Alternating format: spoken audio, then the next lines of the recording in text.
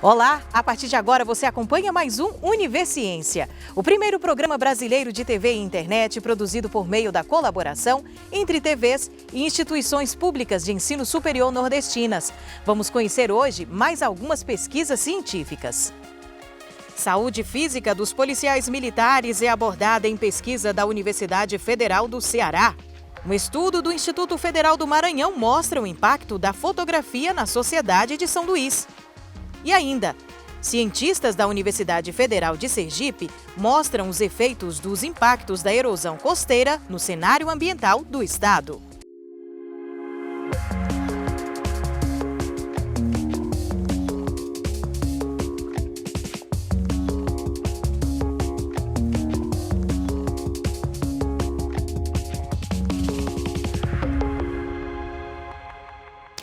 A segurança pública é um dos grandes desafios do Brasil. Os problemas deste setor afetam a sociedade de diferentes formas. E pensando nisso, uma pesquisa desenvolvida pela Universidade Federal do Ceará lançou um olhar sobre um assunto importante, porém não muito abordado: a saúde física e mental dos policiais militares. Vamos conferir mais a respeito dessa pesquisa?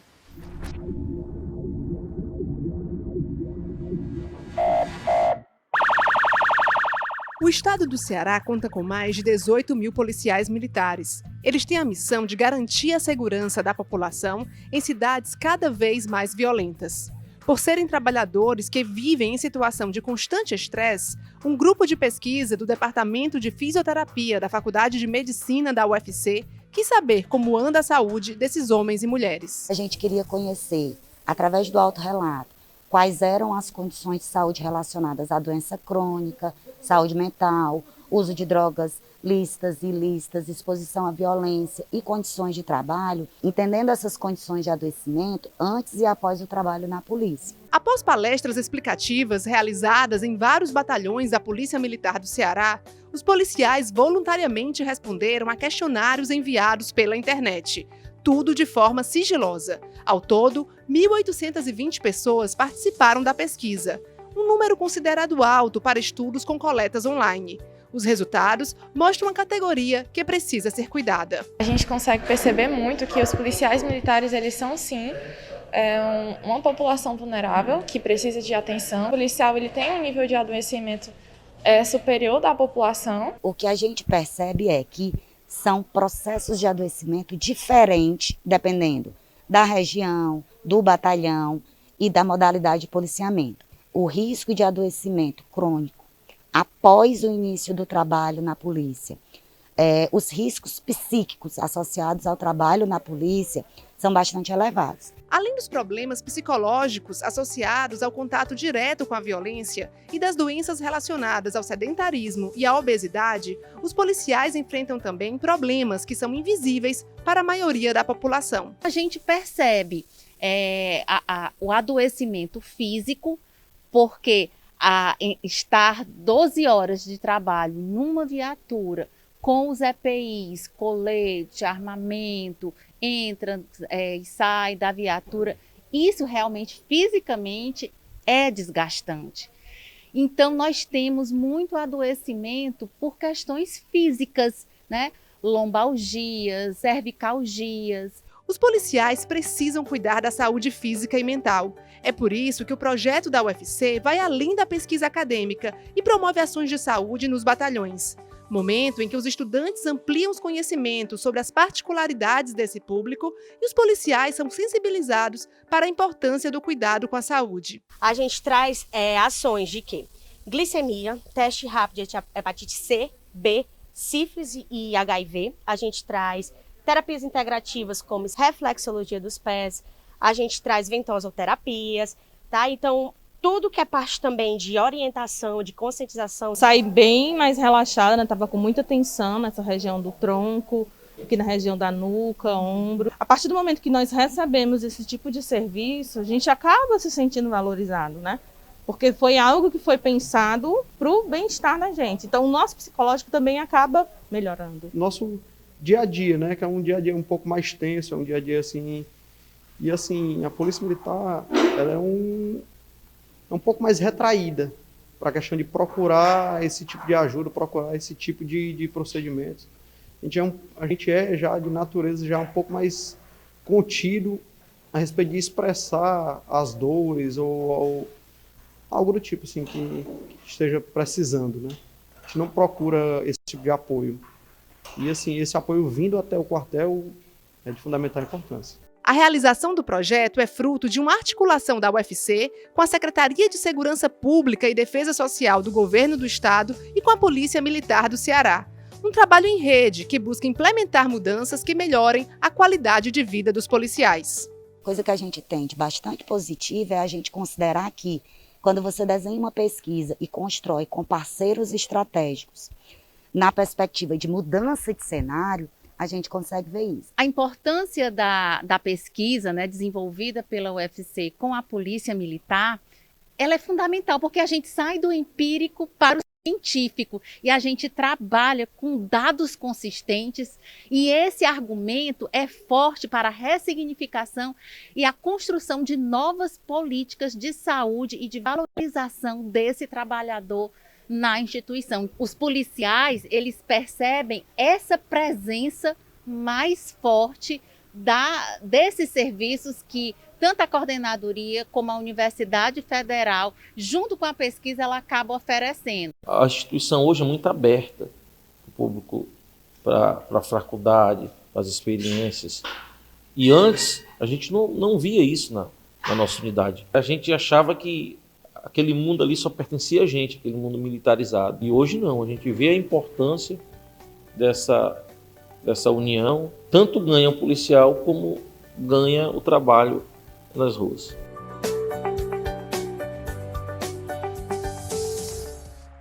E a seguir, o impacto da fotografia na sociedade de São Luís do Maranhão. Univerciência volta já já.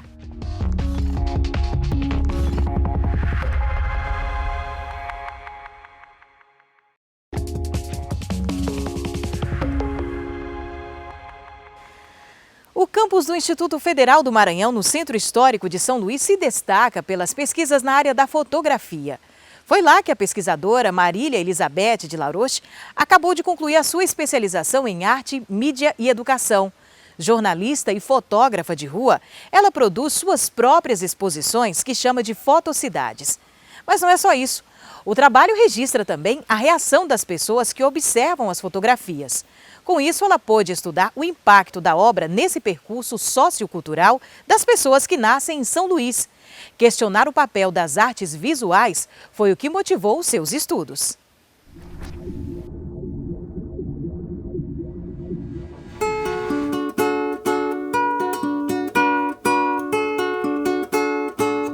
Então, eu sou Marília de Laroche, nasci em Belo Horizonte, Minas Gerais.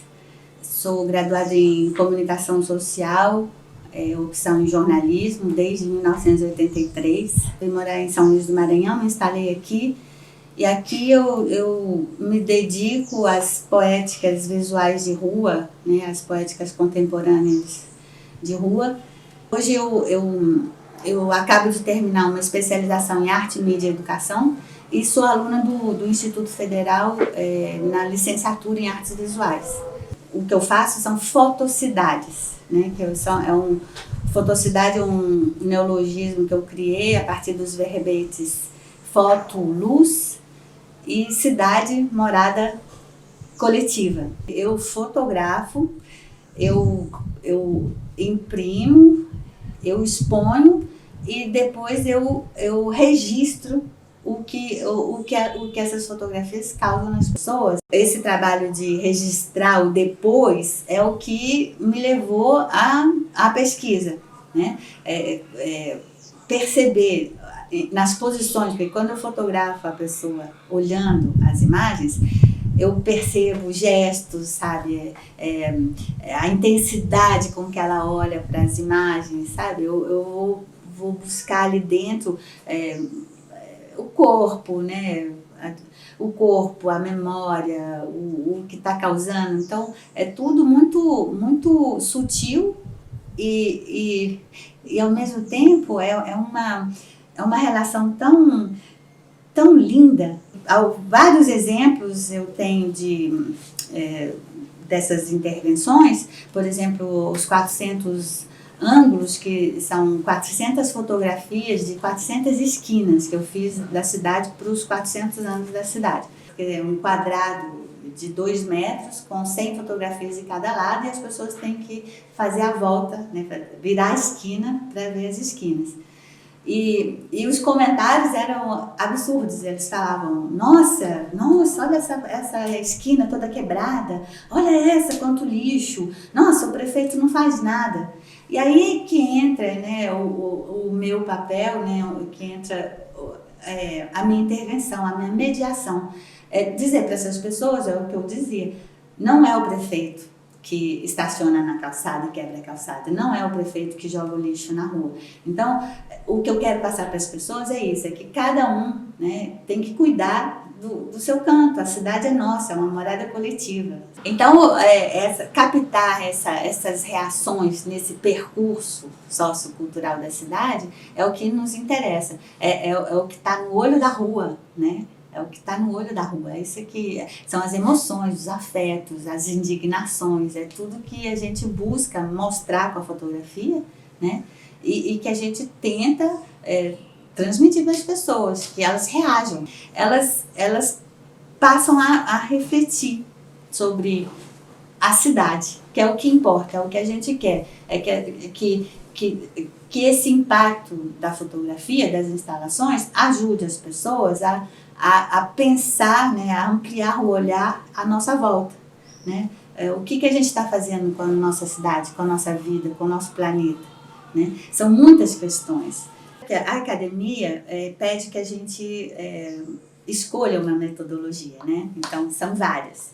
Eu tive que buscar uma que me permitisse falar da minha experiência enquanto artista, enquanto pesquisadora e enquanto professora. Então, a fotografia é um ato político também, né? Então, eu tive que buscar uma metodologia que me permitisse isso, sem que eu tivesse que me basear somente no que já foi dito. Eu encontrei a artografia, que na verdade é um verbete, né, que é uma derivação de Artist Research Teacher. Então, artista, pesquisador, professor. É uma metodologia mais aberta, né, que permite erros, dúvidas, incertezas, sabe? Porque dentro da experiência da gente, a gente tem questionamentos mil. Eu não paro de me questionar. Eu fui perceber que eu também sou uma depredadora, sabe? A indústria digital, o cinema, a fotografia e o mundo digital é a 8ª indústria mais poluente do mundo. As nuvens são estocadas em data centers, né? Em computadores super potentes que aquecem. E para esfriar esses computadores, a gente precisa de muita água, muita água. A fotografia gasta 1/3 de toda a prata do planeta. Essa pesquisa, ela vai nisso tudo, entendeu? Assim, não, além do impacto que ela causa, né, o impacto que a fotografia causa também, né, de outra maneira, tanto nas pessoas quanto no planeta. A pesquisa, ela não se fecha numa conclusão, justamente. A gente optou por deixar em aberto, né, esse leque de questionamentos. Talvez parar de fotografar não é por aí, né? Mas fotografar menos, evitar, evitar as nuvens, são questões, entendeu? Para mim são questões, eu não vou achar as respostas assim. Que já disseram, não sei quem foi que disse, talvez Einstein, não são as respostas que mudam o mundo, são as perguntas, né? Boa parte do povoado do Cabeço, em Brejo Grande, no Baixo São Francisco, em Sergipe, ficou submersa no final dos anos 90. Muitas famílias precisaram ser deslocadas para a comunidade do Saramém, também às margens do Rio São Francisco, a 107 quilômetros de Aracaju. O fenômeno que levou ao despovoamento é chamado de erosão costeira, um processo natural provocado, entre outros fatores, pela elevação do nível do mar ou por tempestades, porém intensificado pela ação humana, como a construção de barragens. É sobre isso o estudo que os cientistas da Universidade Federal de Sergipe estão desenvolvendo. Eles mostram os efeitos dos impactos da erosão costeira no cenário ambiental do estado.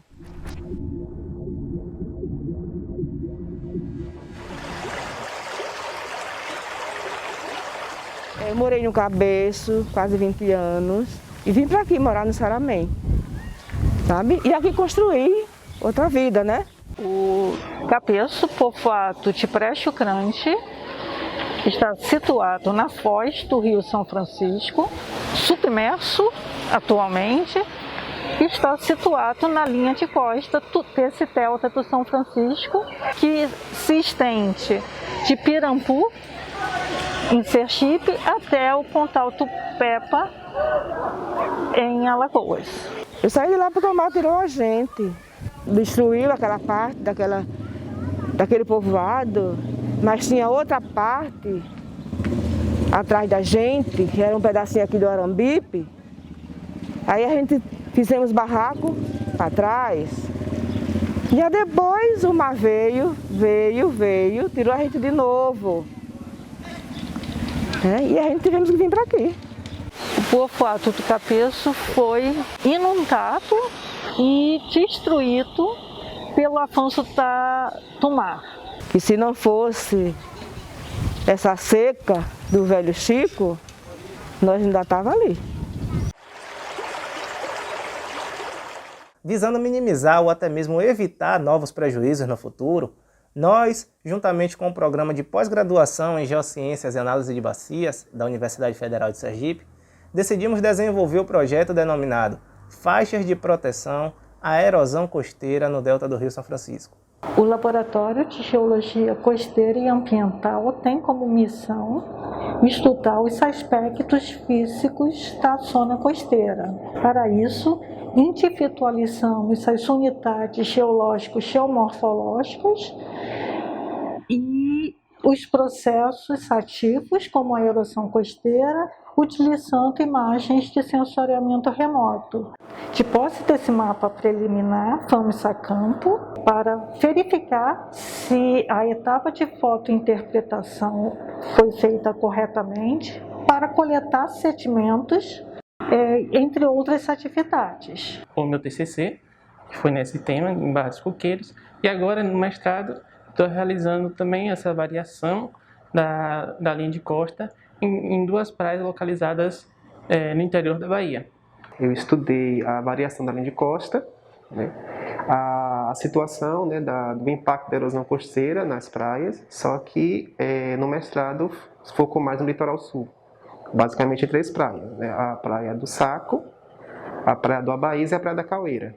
Na academia, chamamos esse avanço do mar de recuo da linha de costa. Isso significa que a linha de costa é o limite entre a praia e o continente. E essa linha de costa, ela recuou no sentido do continente. Nós utilizamos registros da vazão do Rio São Francisco e imagens de satélite da região entre os anos de 1986 a 2017. Nós constatamos que foi reduzida em 24% a vazão do Rio São Francisco de 1986 a 2017.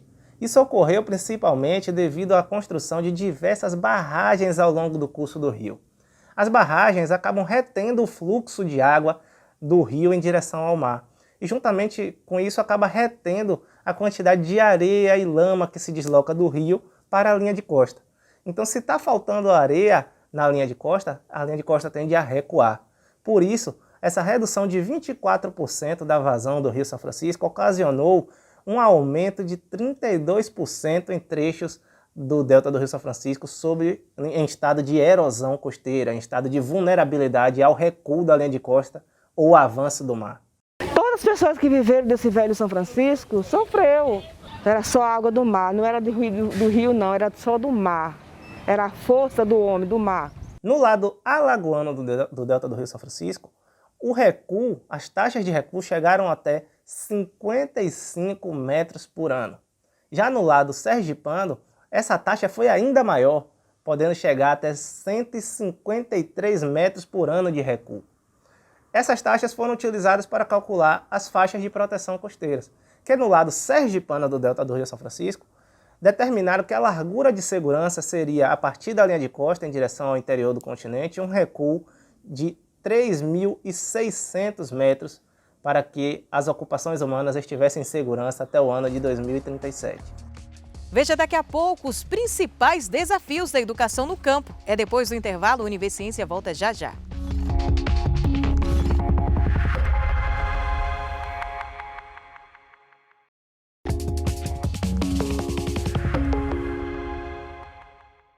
A nossa Constituição assegura que a educação é um direito de todos, dever do Estado e da família.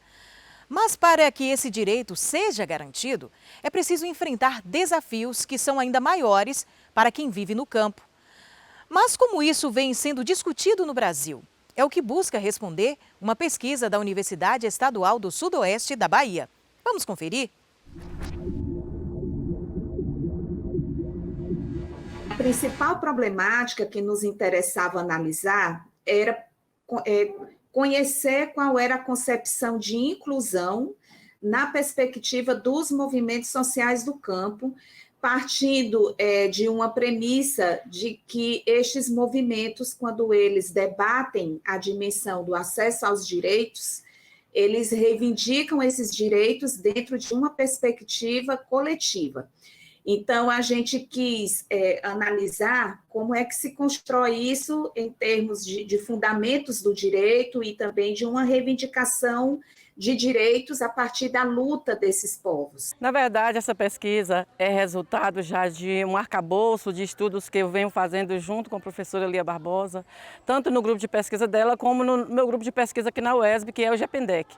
E nesses grupos a gente discute a perspectiva dos movimentos sociais enquanto sujeitos coletivos, a sua diversidade, observando aí a praxis política e educativa desses sujeitos coletivos. A gente viu, né, que entre os desafios que nós observamos na conjuntura brasileira, mas também dentro da conjuntura latino-americana, é o fato de que os jovens ou as populações que estão localizadas nas zonas rurais, elas são, por excelência, aqueles sujeitos coletivos que têm o menor acesso a direitos, inclusive direitos constitucionais, como o direito à educação.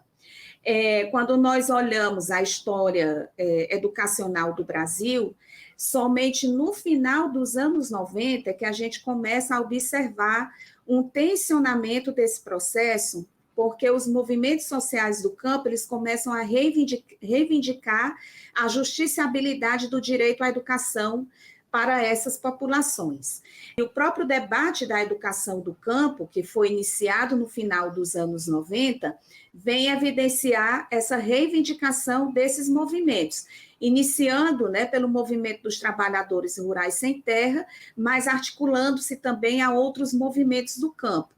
E aí a gente vê que já na virada do século, durante já o início do século XXI, a gente vai realmente observando uma ampliação de uma série de marcos regulatórios que vão garantindo, primeiro, o reconhecimento da educação do campo, no âmbito das políticas públicas, a própria ampliação da quantidade de escolas do campo, entre outros marcos regulatórios. Então, a educação do campo, a diferença entre a educação rural é essa, porque a educação rural é pensar a educação dentro do ponto de vista do Estado capitalista, pela classe dominante, de maneira vertical, enquanto que a educação do campo nasce das lutas dos sujeitos, né, dos sujeitos históricos, coletivos, dos movimentos sociais do campo, dos intelectuais que pesquisam essa temática, e aí a gente vê essa grande diferença. Enquanto um nasce da classe trabalhadora, outro é um paradigma da classe dominante. A gente vê que todo esse conjunto de conquistas que foram adquiridas nessas lutas empreendidas durante a década de 90 e os primeiros 15 anos já do século XXI, essas políticas públicas elas começaram a ficar minguadas. A gente já não vai ter um financiamento, já durante o governo de Jair Bolsonaro, já não é feito nenhum financiamento em relação ao PRONERA, por exemplo, o Programa Nacional de Educação da Reforma Agrária.